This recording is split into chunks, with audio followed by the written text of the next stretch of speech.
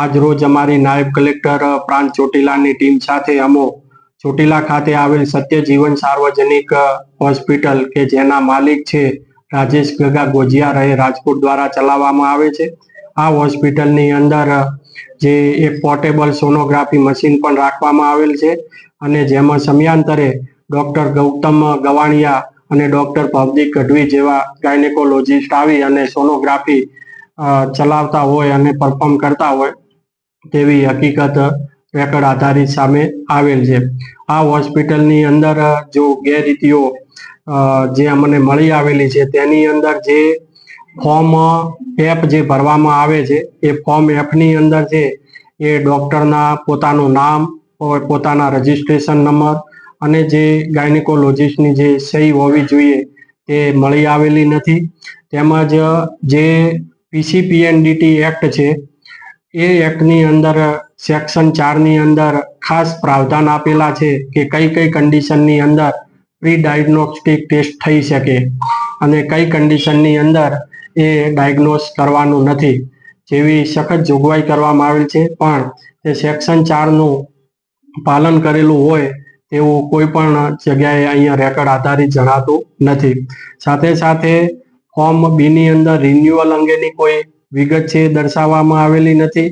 તેમજ દર્દીની જે વિગતો દર્શાવવામાં આવેલ છે તેમાં ડૉક્ટરની કોઈ સહી પણ કરવામાં આવેલ નથી અને જે ડાયગ્નોઝ કરવા માટે એટલે કે સોનોગ્રાફી કરવા માટેનું જે કારણ છે એ ફક્ત ફિટસ વેલ બીઇંગ એટલું જ દર્શાવવામાં આવેલ છે। ખરેખર કઈ કઈ સિરિયસ મેટર કે કયા કારણોથી આ સોનોગ્રાફી કરવામાં આવેલ છે તેના કોઈ પુરાવા રજૂ કરવામાં આવેલ નથી।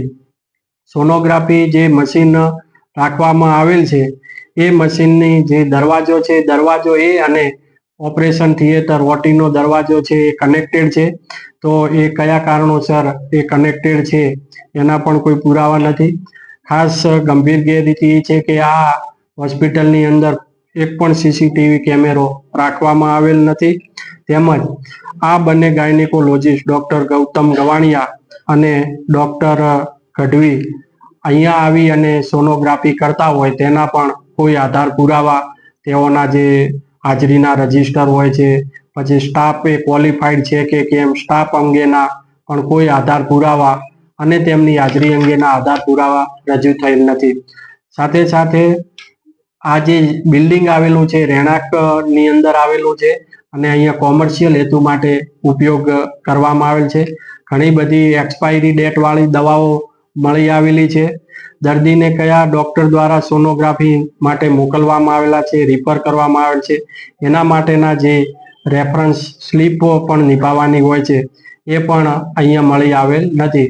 આમ ઘણા પ્રકારની જે ગેરરીતિઓ ધ્યાને આવતા આ હોસ્પિટલનું જે સોનોગ્રાફી મશીન છે એ તાત્કાલિક અસરથી સીલ મારવામાં આવેલું છે અને આગળની કાયદેસરની કાર્યવાહી હાથ ધરવામાં આવેલ છે। સાથે સાથે જે પણ રેકર્ડ ઉપલબ્ધ છે એ તમામે તમામ રેકર્ડને પણ જપ્ત કરવામાં આવેલ છે।